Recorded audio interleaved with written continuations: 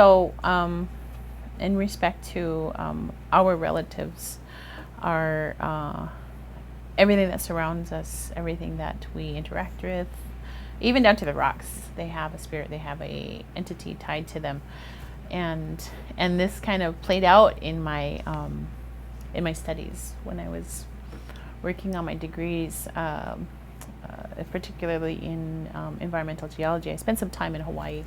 I got to spend some time in Hawaii and do some work out there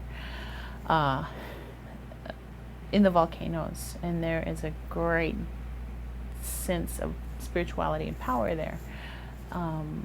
And I didn't necessarily get to interact so much with the Native Hawaiians that lived there, and I wish I could have, because I'm sure they would have said, oh yeah, there's it would have been fantastic to be able to learn about the spirituality that's tied to how they live as a people and how they recognize these spirits that live there, and how that influences their lives.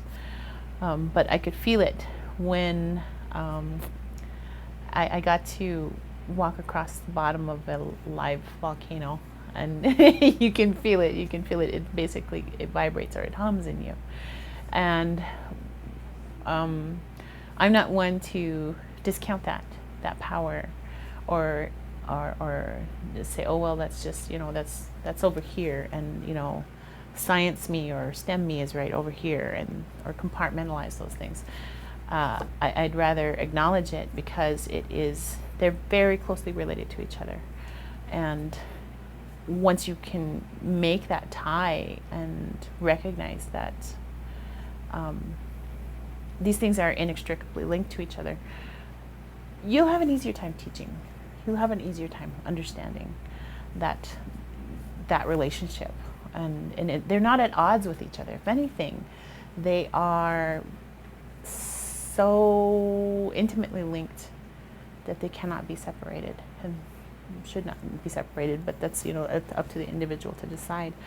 So recognizing those relationships and seeing, even in my life day to day, like, I mean, you go to ceremony, we have certain times of year when we might do that, or we will, I mean, it's all year long, but there's certain times when we remove ourselves, we put ourselves into nature, and spend that time reflecting or reconnecting, because it's kind of a nourishment for the soul.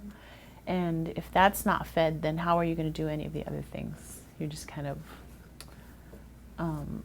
going through the motions, so to speak. So you need to be fed up, or fed fully, spiritually first, so that you can drive all the other things. So you can drive the day to day, and it helps you to know what's important, and it helps you to stay connected and stay focused.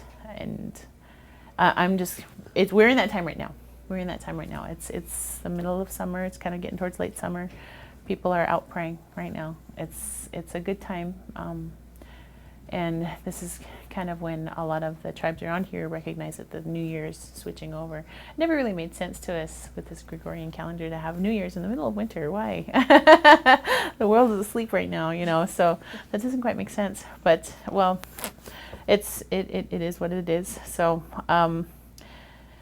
and then a lot of that sense of spirituality and connectedness, and the idea that we are related to these things, we are not necessarily wanting to exert dominion over any of these types of things or anything like that. We are the keepers. We are the stewards. We are the ones who have to maintain these things for the purpose of having it there for the future generations. That is driven a lot by the idea of respect and acknowledging these entities as our relatives. And if anything, we are probably the least of the relatives. We are born completely helpless.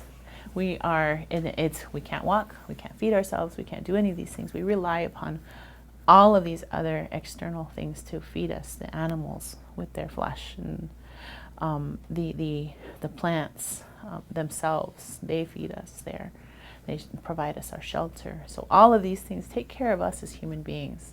So it's almost like we owe them a debt of gratitude.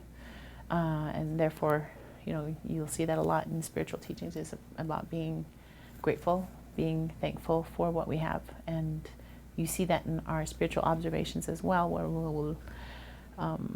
we might deprive ourselves of something, of some very basic necessity, and while we're in prayer, so that you have an appreciation of it when you come out of that prayer. And you see that on a hot day, a breeze is a blessing. That you understand that when your mouth is dry, a drink of water is a blessing. All of these things are blessings, and it could always be worse. So anything that we are gifted, that's what makes it better. That's what makes it, life is such a gift, everything's a gift.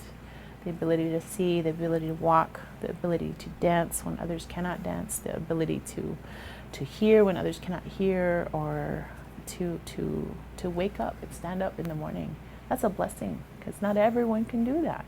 So we work that into our teachings, and we try to recognize that, and we try to teach our young ones the gift that life is, the gifts that life will bestow upon us. And it's not about just iPhones or, or computers or video games or anything like that. You have to remove yourself from those things to understand what's really important.